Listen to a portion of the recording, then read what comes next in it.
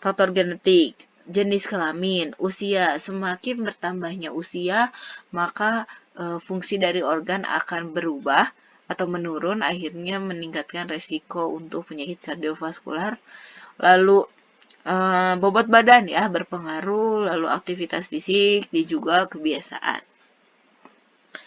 Sedangkan penyakit yang berhubungan dengan resiko penyakit kardiovaskular ada hipertensi, diabetes, dislipidemia, gagal ginjal kronis.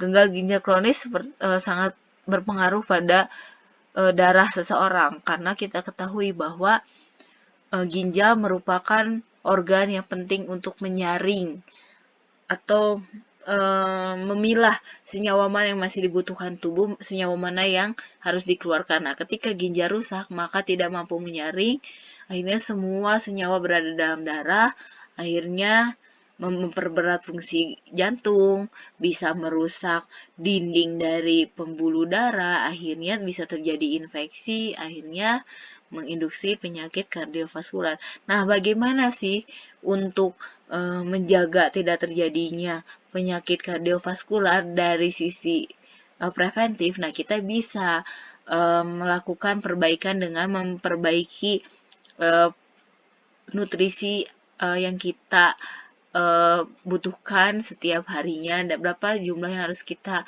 masukkan ke dalam tubuh kita agar menjaga keseimbangan tubuh kita dalam keadaan normal dan mencegah berbagai jenis penyakit. Jadi, nutrisi ini sangat penting, di mana ketika terjadi defisiensi nutrisi yang diperlukan oleh sel, jaringan, atau organ yang berperan pada sistem kardiovaskular, terutama untuk sel jantung yaitu kardiomyosit, lalu otot jantung, lalu ada sel endotel yang pada pembuluh darah, serta sel otot polos pembuluh darah, serta komponen lainnya yang berperan pada sistem kardiovaskular. Ini memerlukan nutrisi yang cukup untuk menjalankan fungsinya. Di antaranya, jika terjadi defisiensi nutrisi, maka dapat terganggunya metabolisme lipid yang ada pada darah. Lalu ketika lipid terganggu akan pasti mempengaruhi juga pada tekanan darah. Karena lipid itu, kalian bayangin kalau darah itu kan harusnya encer. Ketika banyak mengandung lemak, air ditambah minyak, pasti viskositasnya akan menjadi lebih kental kan, seperti itu. Akhirnya kemampuan jantung untuk memompa akan harus lebih kuat. Akhirnya tekanan darahnya tinggi. Lalu terjadinya trombolitik. Trombolitik itu kerusakan pada dinding pembuluh darah. Atau juga bisa terjadi resistensi insulin. Akhirnya sel-sel yang di mana seharusnya bisa memecah glukosa dengan insulin menjadi resisten. Jadi kemampuan sel untuk mengenali insulin dan untuk memecah glukosa itu berkurang. Lalu tingginya radikal bebas dalam tubuh kita akibat kekurangan nutrisi yang berperan sebagai antioksidan yang dari tubuh kurang, radikal bebas banyak, terjadi stres oksidatif, akhirnya sel bisa rusak, kerusakan jaringan, akhirnya kerusakan organ yang ditandai dengan homocysteine dan juga inflamasi. Nah, dari stres oksidatif, tekanan darah akhirnya berpengaruh pada fungsi sel endotel. Sel endotel adalah sel penyusun pembuluh darah yang berperan penting dalam melepaskan NO. NO itu adalah vasodilator yang berperan dalam proses vasodilatasi. Seperti jantung, pembuluh darah pun ada relaksasi dan kontraksi. Kalau jantung adalah kontraksi dan relaksasi, kalau pembuluh darah vasokonstriksi dan vasorelaksasi. Ketika sel endotel yang harusnya berfungsi melepaskan NO berperan pada proses relaksasi rusak, maka proses dilatasi tidak ada, terjadinya kontraksi terus-menerus pada pembuluh darah, atau kebayang selang yang tegang karena tekanan air yang terlalu tinggi, lama-lama bisa rusak. Bisa terjadi juga kerusakan pada jantung, akhirnya bisa aritmia ventrikular. Nah, kita akan membahas tentang jenis-jenis nutrisi yang berperan pada sistem kardiovaskular. Yang pertama ada berbagai jenis herbal. Karena kita tahu perkembangan obat tradisional untuk penanganan sistem kardiovaskular ini sangat pesat. Jadi herbal ini berperan penting. Lalu ada koenzim Q10, yaitu suplemen yang sebenarnya salah satu jenis senyawa yang ada pada tubuh kita, namun seiring bertambahnya usia, kemungkinan kadarnya berkurang koenzim ini. Maka kita ada suplemen. Lalu ada vitamin. Vitamin itu banyak jenisnya dan banyak fungsinya. Lalu ada polifenol. Polifenol adalah senyawa-senyawa yang banyak ditemukan pada tanaman, buah, ataupun sayuran, di mana memiliki peran penting dalam sistem kardiovaskular karena berefek secara langsung terhadap sistem kardiovaskular. Lalu ada omega 3. Omega 3 adalah salah satu lipid tidak jenuh yang pernah kita bahas di minggu lalu, yaitu pada sistem imun. Omega 3 ini juga berperan dalam sistem kardiovaskular. Lalu ada likopen. Likopen adalah karotenoid yang bukan merupakan provitamin A. Jadi likopen ini juga berperan penting ternyata dalam sistem kardiovaskular. Kita akan membahas satu persatu ya. Dimulai dari herbal. Herbal ini adalah biasanya obat tradisional bentuknya. Atau saat ini banyak diketahui kayak terapi pendukung dalam suatu penyakit banyak digunakan gitu ya.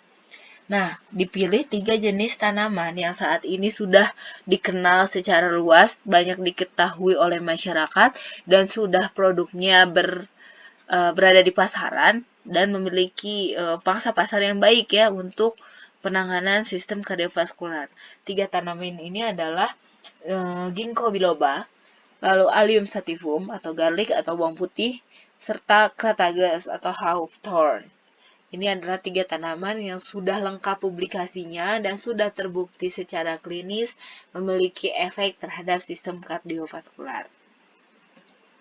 Kita bahas yang pertama ada ginkgo biloba. Ginkgo biloba ini daunnya seperti kipas. Saya harap kalian pernah lihat bentuknya kayak gimana. Kalau di Indonesia saya jarang lihat pohonnya tumbuh bebas, namun kayak di Jepang, ini tuh tanamannya banyak tumbuh bebas di pinggir jalan, di mana daunnya ini berwarna hijau, namun ketika musim semi, dia akan berubah menjadi kuning dan akhirnya gugur. Gitu. Kalian mungkin pernah mendengar suplemen untuk kesehatan otak atau untuk meningkatkan daya ingat, di mana ginkgo biloba ini adalah kandungan dari suplemen tersebut. Kenapa ginkgo biloba ini bisa meningkatkan daya ingat? Nanti kita akan bahas selanjutnya di slide setelah ini pada bab fungsi ginkgo biloba. Jadi ginkgo biloba ini ternyata tanaman yang kaya akan kandungan flavonoidnya, di mana ginkgo biloba ini mengandung sekitar 28% dari kandungannya berupa flavonoid golongan flavonol glikosida, yaitu flavonoid golongan flavonol yang mengikat gugus gula. Dan ternyata senyawa aktif dalam ginkgo biloba adalah ginkgo flavon glikosida. Jadi ternyata komponen terbesarnya ini yang memberikan aktivitas farmakologi. Lalu selain itu diikuti dengan golongan terpen. Lalu ada senyawa asam organik lainnya. Selain itu juga jika 24% adalah flavonol glikosida dan 20%-nya ternyata adalah senyawa golongan flavonol yang bukan glikosida. Jadi yang tidak mengandung gula. Lalu ada katekin. Katekin yang kita ketahui sendiri banyak terdapat pada teh. Dan ini memiliki aktivitas antioksidan yang sangat baik. Oke, selanjutnya aktivitas ginkgo biloba. Ginkgo biloba ini aktivitasnya banyak. Salah satunya sebagai anti-aterosklerosis. Kenapa disebut dengan anti-aterosklerosis? Karena bisa menurunkan ikatan sel dengan senyawa lain. Jadi sel pada pembuluh darah, yaitu sel endotel, biasanya ketika terjadi hiperlipidemia, lemak tersebut akan menempel pada pembuluh darah dan akhirnya membentuk suatu plak. Nah, plak itu yang berbahaya untuk pembuluh darah karena ketika plaknya sudah tebal, mengeras, akhirnya pembuluh darahnya bisa pecah dan akhirnya menyebabkan stroke. Nah, ginkgo biloba ini ternyata menghambat atau menurunkan aktivitas adhesi sel terhadap si lemak tersebut. Akhirnya lemaknya bisa meluruh dan tidak terbentuk plak. Makanya disebut dengan anti-aterosklerosis. Lalu yang kedua, dia ini bisa berperan sebagai anti-apoptosis sel pada signalin pathway NF-κB. Jadi dia sebagai pelindung sel. Kenapa dia sebagai pelindung sel? Jadi bisa menghambat kematian sel-sel pada sistem kardiovaskular.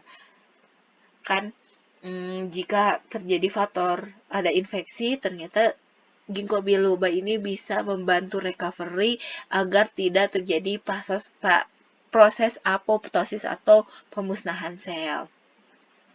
Lalu ginkgo biloba ini bisa meningkatkan fungsi dari otot yang ada di vaskular atau pembuluh darah.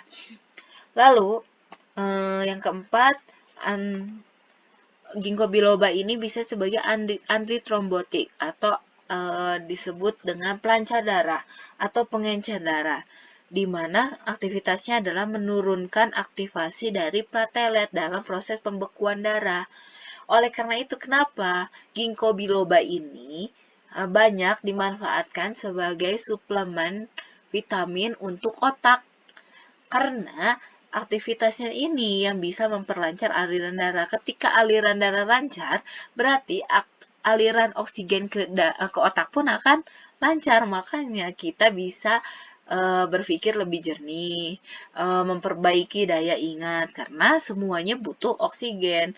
Nah, jadi kalau misalnya kalian lagi mumet nih belajar, coba menghirup oksigen dalam-dalam, mencari udara segar, baru belajar lagi. Karena kan biar otak kita tidak suntuk, jadi aliran oksigennya baik, mampu mengingat hal-hal lain lebih baik, gitu kan. Jadi kenapa ginkgo biloba ini sangat baik untuk kesehatan.